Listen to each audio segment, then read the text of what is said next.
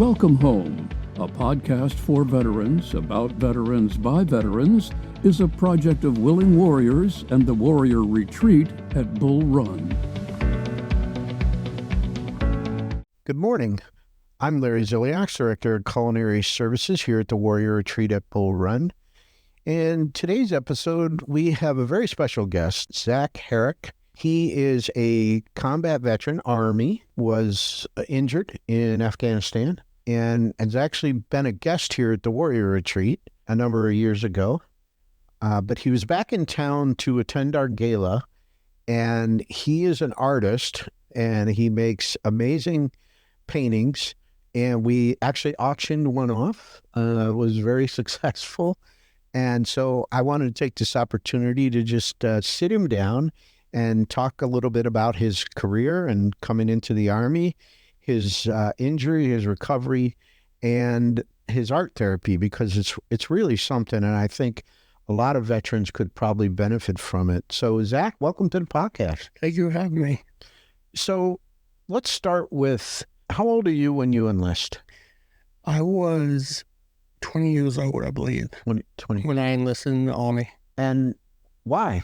My big why for enlisting was I wanted to be a part of something bigger than myself. I know you hear that quite a bit, but after graduating high school and developing a few skills, walking skills, I wanted to get a stepping stone into something that was much bigger than myself and had a bigger cause than what I could do on my own. And so why the Army?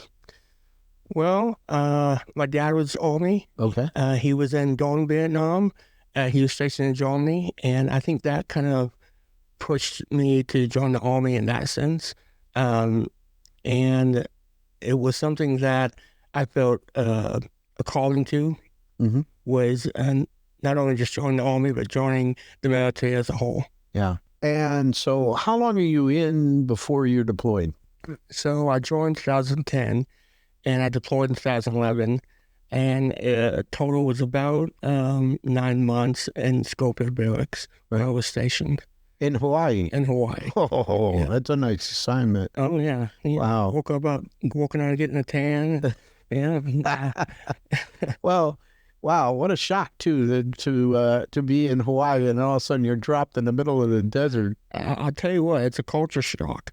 And so my unit, 25th ID, we deployed in 2011 to Afghanistan. Mm-hmm. And that's when, you're not from Kansas anymore. So that was a huge adjustment. And that was a pretty rough deployment. Right. Now, were you married at the time? No, I met my wife after the injury. Okay. All right. So you're deployed, and there comes a time when you suffer an injury that brings you back to Walter Reed. Correct. So tell us a little bit about that day, that situation. So that was June 25th, 2011, when my platoon and I were ambushed. It was a close ambush. I lost my LT. My squad leader got shot as well above the neck, and I got shot in the face. Mm-hmm.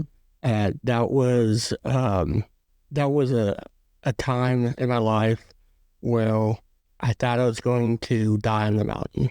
Right. But through all that chaos, there was some very beautiful moments. And I know that sounds morbid to say, but having a group of guys who you train with for 9 months go over there and go through hell with you, and then watching them come together and developing this type of beyond brotherhood that you forged during combat in the file, and watching your brothers get injured, get killed, and watching me get injured and come out of the fight, I felt at peace at that moment as well.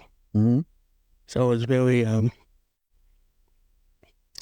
so the rescue in itself was an ordeal. After they got me on the helicopter, took my vitals, did what they had to do, stop bleeding, keep you breathing, kind of stuff, and woke up in Germany. Do you remember the helicopter ride? I do. I do remember getting off the LZ and actually picking myself up under my own towel and walking to the helicopter. My platoon sergeant was there, and we just pretty much ran to it, pushed me on, and away we went under fire. And it was off and on. There was some quiet moments of contact, and there was a lot of hit and miss noise. Right.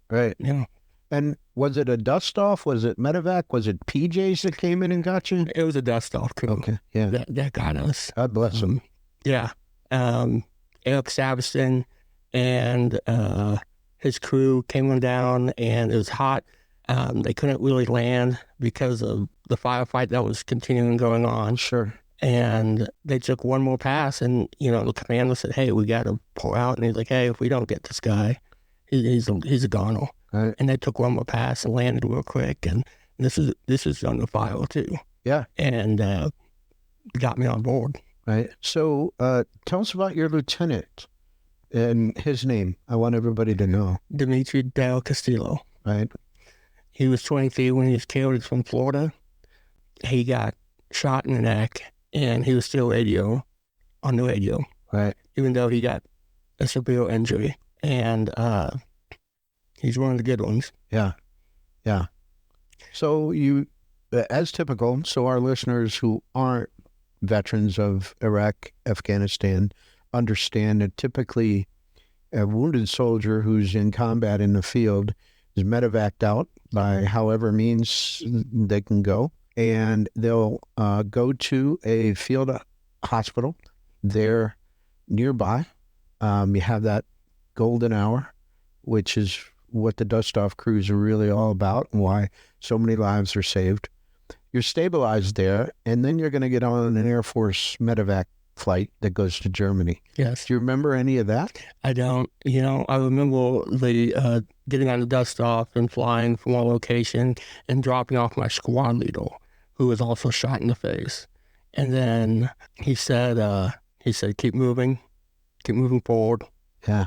And that was kind of the last thing. I kind of blacked out after that. Right. And then I woke up. So now you wake up, you're in an Air Force hospital in Germany. Correct. What are you thinking? What's going on? I'm thinking, thank God, for one. But I also was confused because I could hear a lot of noise. I looked at my toes, made sure everything can move. The lady, phenomenal nurse, took out the trach and made sure I can breathe through the trach. And I was thinking, the fight's just begun. Yeah. How long were you in Germany? I believe it was maybe 18 hours. Okay. It was a real turnaround. Yeah. I was there. I remember some high-ranking officers came to my little room that I was in laying in, and they presented me the Purple Heart. Right. Yeah. And were they Army? Yeah, yes, They were Army? they were Army. Nice. Yeah. Didn't want to get it from Navy, but I'm teasing. No, that's one of those medals you really don't want. really don't want, but you earned it. Yeah. In a way. Yeah. And so they came in, presented me that, and they left. And man, all I can think was, I'm exhausted, spiritually exhausted. Part of me wanted to be back in the fight. I know I couldn't return, obviously. Sure. But it was one of those times where I just needed to feel like I was useful. And laying in that bed for however many hours in pain, swollen. Did you have a sense of the extent of your injury at that point? I didn't realize how bad it was because when we got in contact and I got shot, I knew I was shot. It felt like a firecracker going off in your mouth. Mm-hmm. And initially I walked in where I ran into the little mud hut we took over, and I put my hand over my mouth and I said, hey, I've been shot. And a couple of my guys were like, hey, we know. It's, one of those injuries that you see. And when I was in the hospital in Germany, I didn't quite know how bad the situation was until we flew to Walter Reed. I met my folks there. Right. Okay. And your folks came from? They were actually in Hawaii. Oh. They were on a vacation when they got the phone call. Oh, wow. My sister got the phone call from the military correspondence, Julie, and my sister Julie called my folks and said, hey, we don't know the situation, but Zach has been shot above the neck. And when you kind of hear that game's over pretty much. Yeah. So they packed everything up, and they were trying to get their passports to go to Germany, but it was such a fast turnaround. They said, you know what, let's wait off till he gets in D.C. Yeah. So that's where they met me. And that was a very quick turnaround, too. That's... Yeah, I believe it was less than a day. I know it was less than a day. They didn't wait too long. Wow. And how was your flight from Germany to Walter Reed? You know, it's crazy. Getting shot, almost getting IED during deployment, and flying from Germany to D.C. was probably worse than deployment, I have to say. Because every time they strap you in and you can't breathe hardly, you're breathing through a trach that you're not, your body's kind of like, what's going on with this new breathing apparatus I have? Yeah. And it's getting filled up with blood, and you're choking, and you can't breathe, and you'll feel like you're getting waterboarded by your own fluids. Yeah. Yeah. We had a great staff, had a great people on board, and in fact, this is something I can say that the young lady that helped me clear my trach, I met her years ago in college. I was going to college off Walter Reed. Wow. And I didn't recognize her, but she kept looking at me. I'm like, oh, okay, it's one of those people. And she's like, hey, were you deployed this time? Did you go this area? And she's like, I helped you through that, however long it was, getting from Germany to D.C. Right. And I was the one clearing the trach. And she started crying. And I just gave her a huge hug. And I said, you're part of that. You saved my life. Yeah. Well, the aeromedical people in the Air Force are phenomenal. Yeah. They really are. Yeah. And so now you get to Walter Reed, and you're going to settle in. You're in the hospital first. How long are you actually in the hospital before you move into the SRU? It's kind of a blow for those couple months. You know, it was first figuring out after the 13-hour surgery, do I have bone? Do I have stable enough muscle in my mouth? Are they gonna? It was a long ordeal, and what's I'm so blessed about is that I had one of the only maxillofacial surgeons that was the best on the Eastern Hemisphere at the time. He was the top, and he's like, "Oh, I'm going to work on this guy." Mm-hmm.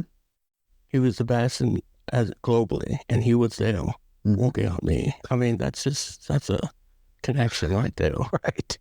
So, do you know, was he military? Because through doing episodes, I learned that the Red Cross puts a lot of volunteer surgeons into military hospitals. So yeah, so he was military. His name escapes me. Yeah, but he was military. Wow. So, yeah, that's great. That's lucky. Yeah. Wow. So you're at Walter Reed, and how do you hear about the Warrior Retreat? At Walter Reed, actually. So I was at Walter Reed. I was doing a few things there. I had a few appointments, and you guys actually had a booth set up. And I was like, oh, what's that? And I believe it was Janet. Does that sound familiar? Could be, yeah. Could be. She introduced me to Willing Warrior Retreat, and I was like, okay, all right, sounds interesting. Yeah. And so I met my wife in 2016, and we just had a baby. And I was like, I don't know if I can get out in public really and really push a lot of things. And she's like, well, let's try the retreat. We go to the retreat, and everything's perfect. And I know you hear that quite a bit, but everything was phenomenal. It was gold standard of recovery, and it's not even in the sense of you have to do anything. You come home Yeah, you come home, you come to the Willing War Retreat, and it's phenomenal. You find a peace, you have a safe place to just breathe. And I've never been to a facility, anything like Willing War Retreat. It's something special. Yeah. You know. Well, it's special for us that we're able to have you stay. And Thank you. And I remember your dinner. You actually ran in at the gala. You ran into Chef Cameron. Mm-hmm. And so your chef, we have the visiting chef program, and your chef was Navy Chief Cameron Tirabassi, who at the time was the team lead for all the chefs at Presidential Food Service at the White House. And he was thrilled to see you again last night, by the way. He just couldn't stop talking about it. But, I do remember your dinner. It was a lot of fun. It was a lot of fun. It was great. Good food. Good food. Yeah. Fantastic. Yeah. So how long were you at Walter Reed? So injury from 2011 to 2016. I retired in 2016. Right. So medically retired. Medically retired. Yeah. 100% disability. So that was a fight after I got out, but yes, I am now. Yeah. Mm-hmm. Good. Yes. So about five and a half years at Walter Reed. Wow. That's a long time. That's a long time. And, unfortunately, Walter Reed's fantastic. They weren't known for plastic surgery.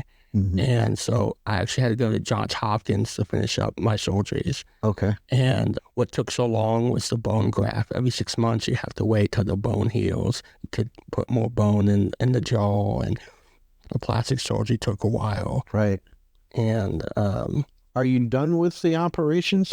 I am. You are. I am. I'm done. They said continue, but at this point in my life, if people can't understand what I'm saying, then I can tell them a little story of why. But I think I'm done with that. Yeah, that's good. That's good. So tell us about how you got involved in explosive art and what it is. Yeah. So at Walter Reed, I tried art for a little bit, and it was good, but it wasn't. Really, I'm really lucky. I'm really blessed because I knew early on that the tools I used as a warrior, as a soldier, didn't really translate very well as Herrick recovering. Couldn't do clear buildings with that. I can't, shoot 300 meters. I can't. There's certain things that as a warrior, as a soldier, you do, but it didn't really help my healing process, and I recognized that. Right. And so when I adventured into the art realm, I enjoyed it.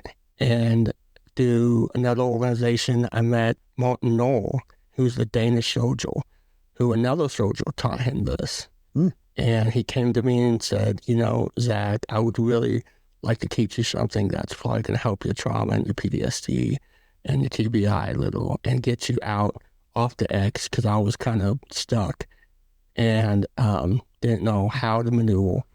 So he showed me the explosive art that you explode paint on a canvas, and it gets a lot of frustration, gets a lot of things out, a lot of demons on the canvas, so it's not manifesting inside of you. I just ran with that. Mm-hmm. And I was like, if this works for me, I think I can help other guys and gals out there who are suffering from trauma. And that's what we've been doing since 2016. Yeah. Since I got out, is my wife and I have been running up the East Coast with my truck and blowing paint on the canvas. Nice. So everybody had a hoot of it. They enjoyed it. And I want veterans to know that, and the people, whoever suffering from trauma, don't put yourself in a box. Expand that and see what works for you. Yeah. And maybe you can turn around and help others. Yeah. So for our listeners, let me describe this process here. It's not like a big cannon from an 1812 warship. It's a small little series of tubes mm-hmm. that you wire up to explode, and that have paint, and it projects the paint onto the canvas in a sort of Jackson Pollock kind of way. Yes. It's crazy how it comes out. I mean, I look at it and I go, well, that's really something. And we auctioned off one of these last night, and I think it went for $1,900. It was really, really great. I just think it's just wonderful therapy. And it's just an example of, if you look around, you can find something that helps you heal. Yes. It's not the same for everybody. And what I don't want veterans to do is think, oh, well, I could explosive art, that will help me heal. And if it doesn't, don't give up. You need to find something else, whether it's being out in the wilderness, whether it's river rafting, fishing, whatever it is, keep looking for it. Someday you will find it. I guarantee you'll find it, and it will bring you peace. And I just love the idea of you helping other veterans with this and saying, this works for me, it may work for you, but in the end, you get to blow up stuff and paint goes flying everywhere. I mean, that's fun any way you look at it. You're right. And at the end of the day, I can't promise healing, but I can promise you walk out with a cool piece of art. And, the premise of it all is, with the abstract art, is each painting is done just as similar as each veteran has a personalized story of why they joined, when, how they became a veteran, and if they're permanently disabled or not. Yeah. Now, you're moving to Texas. I am. And starting a nonprofit. Correct. Okay. So hopefully you get that up running soon, and we will push that out on our social media. I guarantee that. I will have contact information for Zach in the show notes. Yeah. So if anybody just wants to reach out and say, how do I do this? Are you going to be in my neighborhood soon? Just if you're curious about this or you think it might help you, definitely reach out to Zach about that. We can maybe help some veterans with this. And certainly once the nonprofit's up and running, we'll look at maybe doing another episode, talk about the nonprofit, and get some donations. Yeah. Because all of this costs money. I know from experience here at the Warrior Retreat, everything costs some money.